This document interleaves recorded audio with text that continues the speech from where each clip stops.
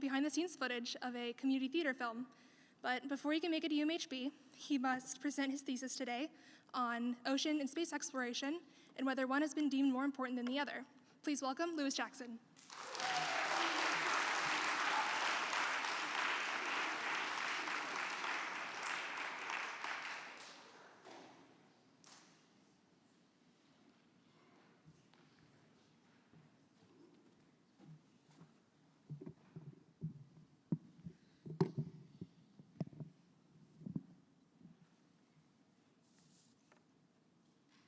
Space or ocean? The age-old question about which of these exploration projects should be pursued. It is a simple choice whose winner can be pinpointed throughout history. Space has been more widely talked about, vastly more funded, and overall seems to be the more desired investment. So why is there a need for this debate when the answer is so clearly obvious? It is because reality is not strictly black or white. It is not simply this one thing versus another. This mindset is the either-or fallacy, which is logically invalid. There is always a middle ground in arguments such as this, and that is what I'm going to be arguing going forward. Space has been the driving force for well over half a century, but let that not discredit the work of the scientists and explorers who are actively pushing toward a fully explored ocean. Let's not allow a faulty logic to drive a wedge between these two exploration programs when there are needs and benefits for both. For thousands of years, humans have looked to the sky and seen the heavenly bodies as gods, an inspiration for art, a way to tell time, a way to predict the future, perhaps, if that's the kind of thing you're into, and even a major debate for the early church. In 1961, Yuri Gagarin made the first full orbit around the Earth, being dubbed the first man in space. While the USSR beat the United States to space, we struck back in 1969 with Apollo 11's moon landing. This was the beginning with a modern fascination with space. In 1977, George Lucas not only revolutionized the film industry, but people's love for the vast expanse that is space. Since the release of Star Wars, science fiction has been a huge part of popular culture. But this does not just stop at films in the big screen. Prior to this, in the late 19th century, H.G. Wells wrote War of the Worlds, which details a Martian invasion. And, as more of a contemporary to George Lucas, Frank Herbert wrote Dune, which is arguably the most popular and best-selling science fiction novel of all time. These classic works of fiction have lit a fire in people's hearts for the great expanse that is beyond our world, and to this day, there is a continued strong push for space exploration. So you may be asking yourselves, where does the ocean come into play? While vastly less popular in Hollywood, there are still well-known films, including Jaws, Pirates of the Caribbean, as well as a few others. Disney's 41st animated film, Atlantis: The Lost Empire, follows the journey of a young man who seeks to take up the mantle his late grandfather left behind, finding the lost city of Atlantis. While this is technically a science fiction movie, it deals with the science and technology it takes to find this underwater world of Atlantis. It gives us a glimpse into the mindset of a society that has an emphasis on ocean exploration. Some literary classics include The Old Man and the Sea, Moby Dick, and 20,000 Leagues Under the Sea.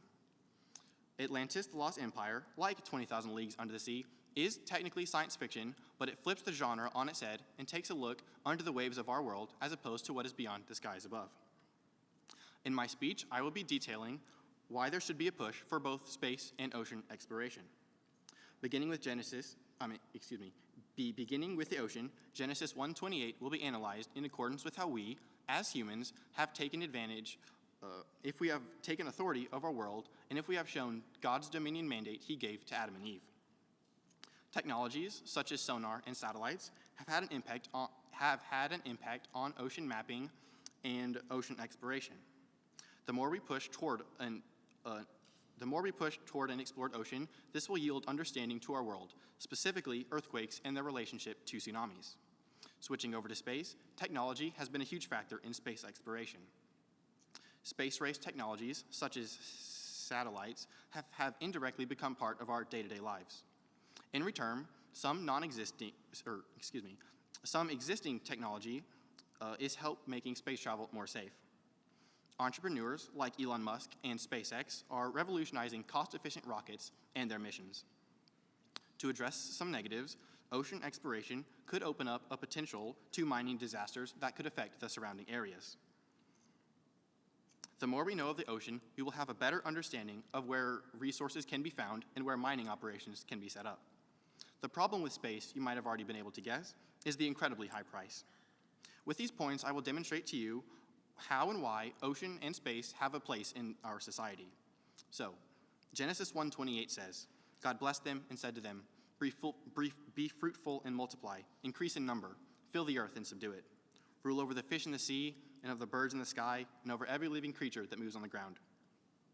Unlike the ocean, the vast majority of Earth's non-aquatic surfaces may not be completely explored, but we have a general understanding of what lies in these less traversed areas.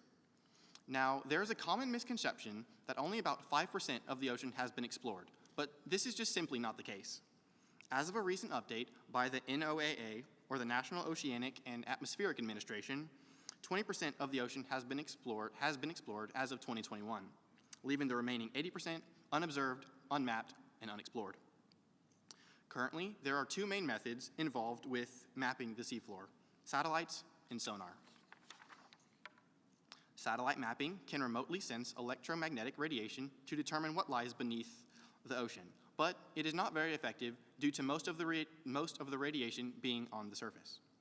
Sonar mapping, on the other hand, sends acoustic pulses into the ocean that bounce off objects, determining their range and orientation. This helps with developing nautical charts, locating underwater hazards, search for and mapping objects on the seafloor, such as a shipwreck, and mapping the seafloor itself.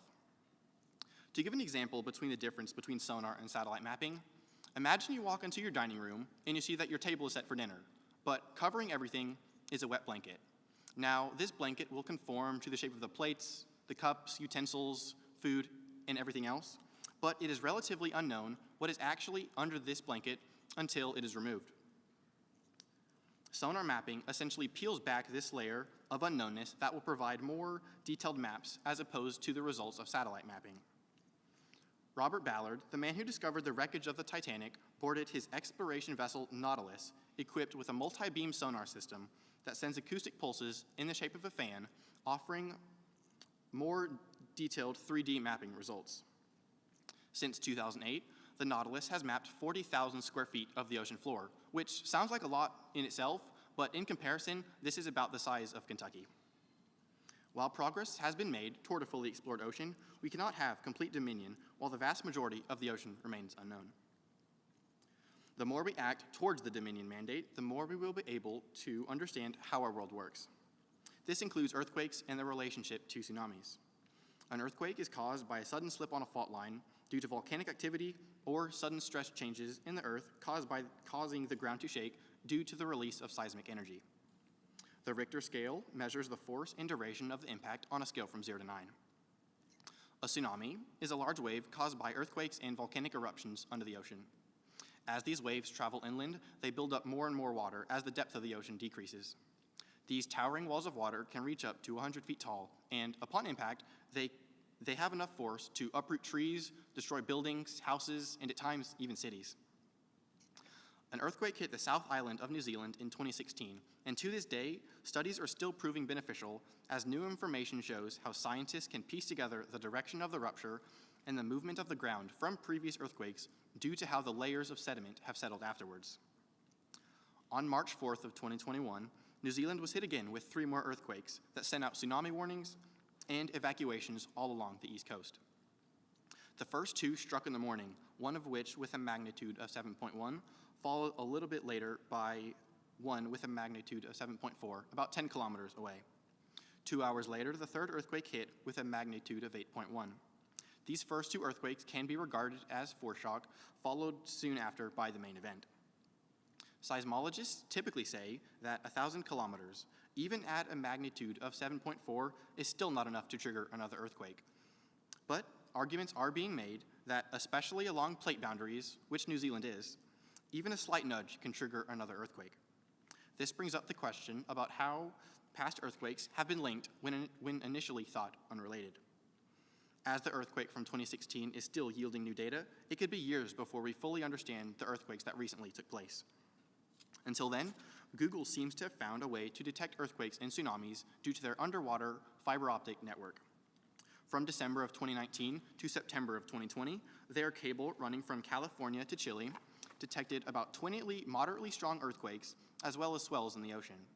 This led scientists to believe that tsunamis could be detected as well. In a matter of milliseconds, light pulses are sent to shore and in return have a good chance of saving lives. Zhongwen Zhan, the assistant professor of geophysics at the California Institute of Technology, states, "It's a safe way of leveraging pre-existing infrastructures to do something that is good for society and science." Speaking of science and society, what would you say space exploration has given to society? The furtherance of science? Discoveries about our universe, perhaps?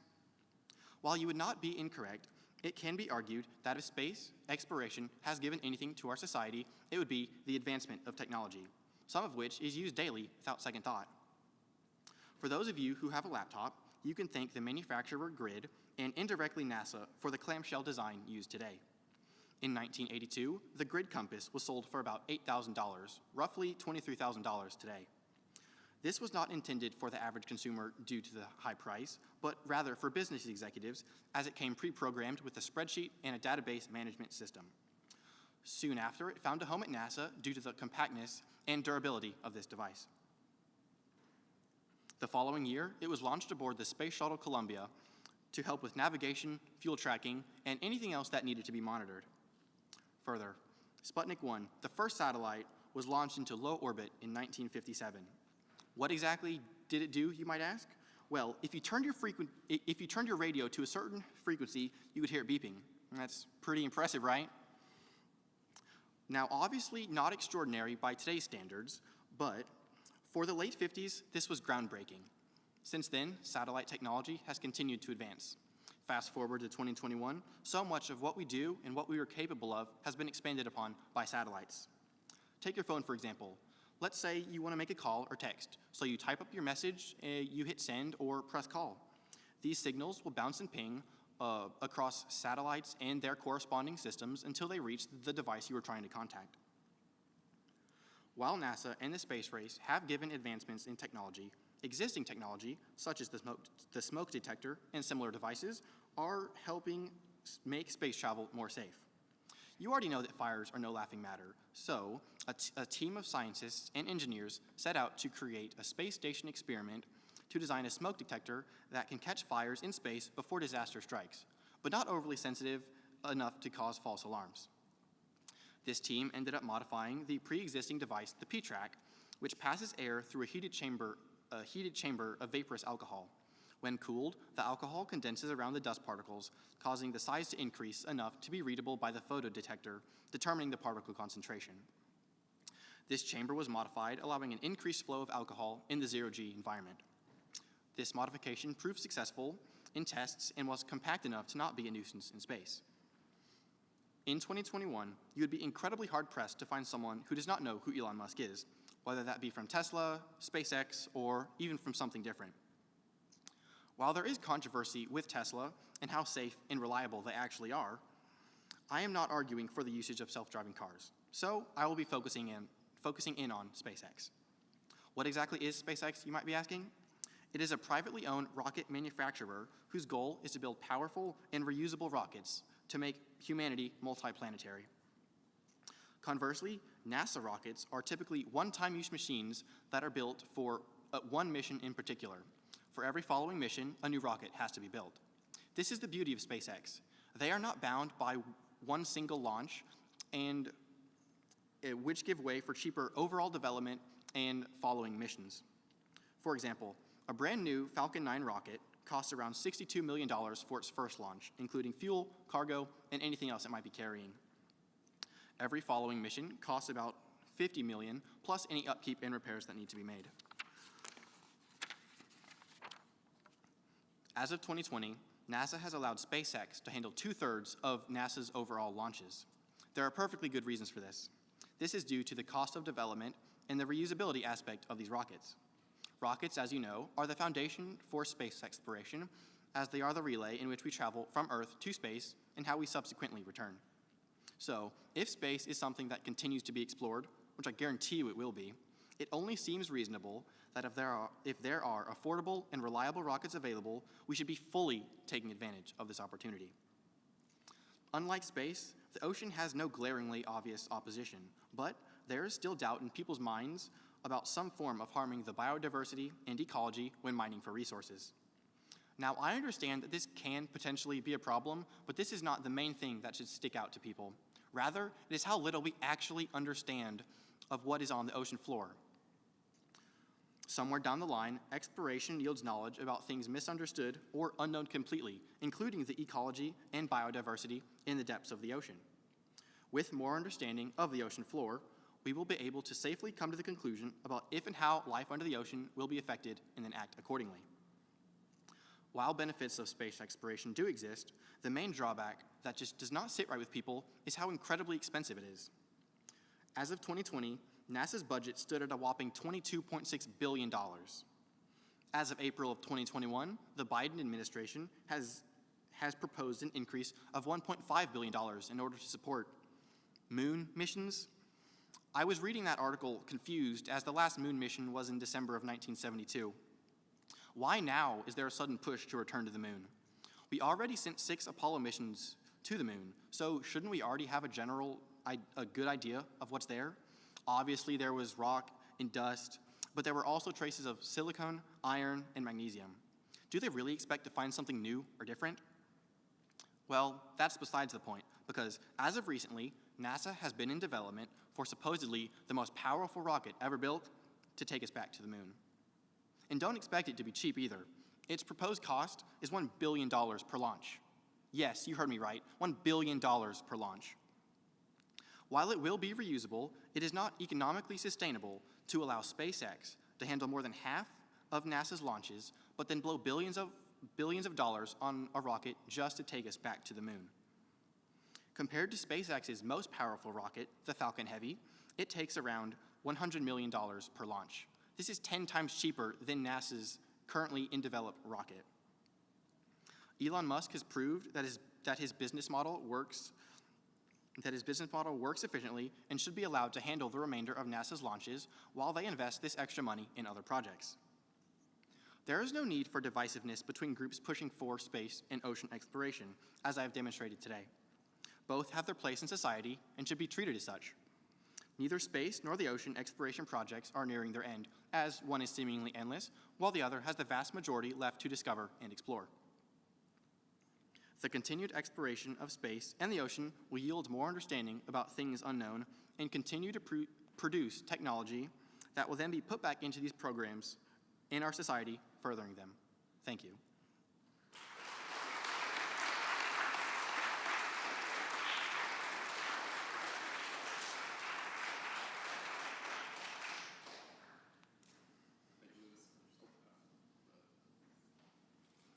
Got to learn how to use a power button. Thank you, Lewis. So given that national economies have scarce resources, if you had to pick one, space or oceans, which one would you pick?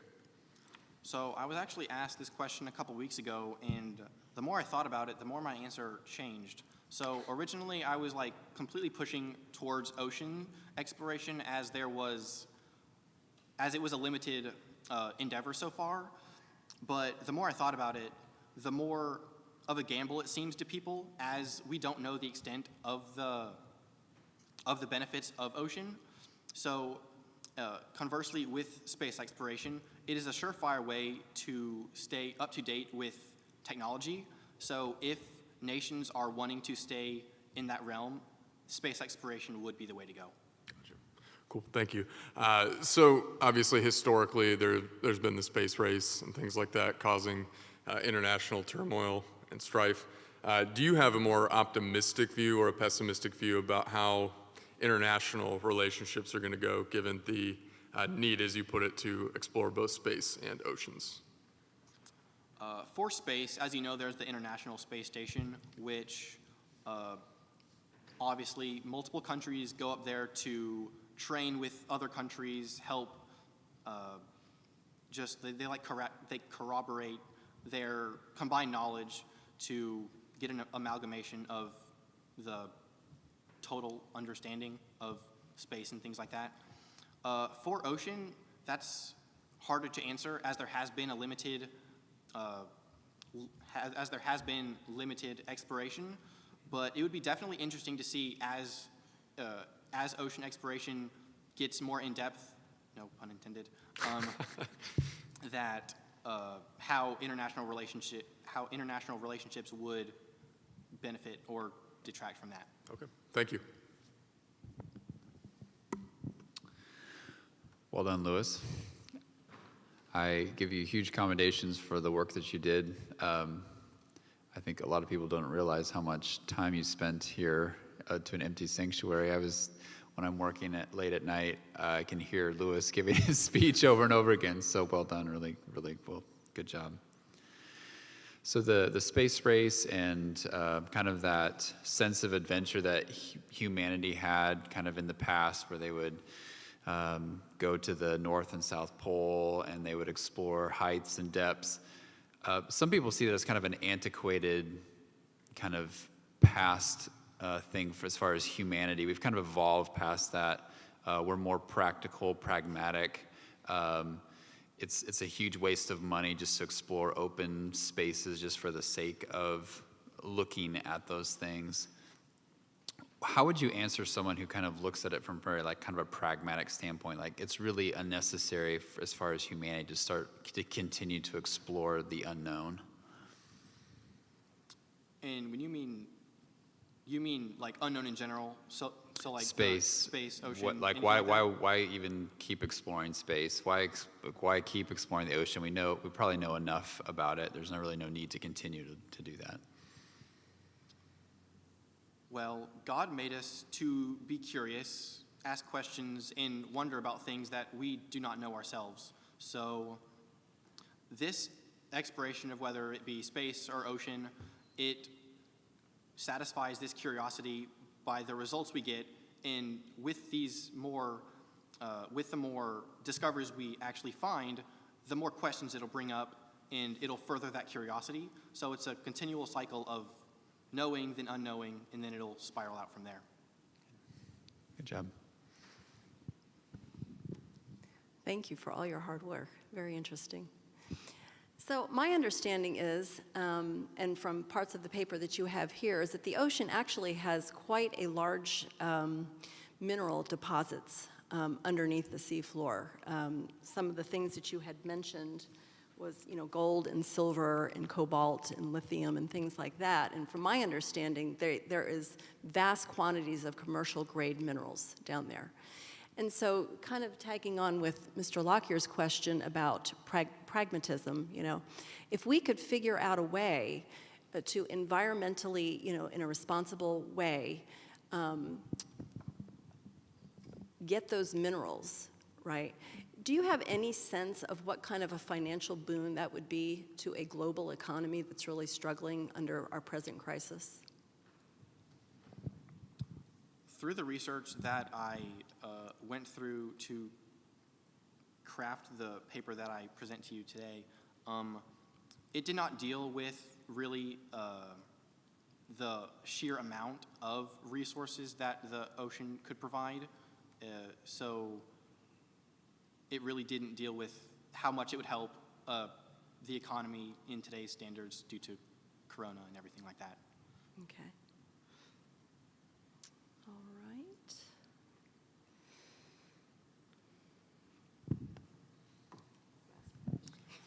I have no further questions. So, thank you, Lewis. Thank you very much.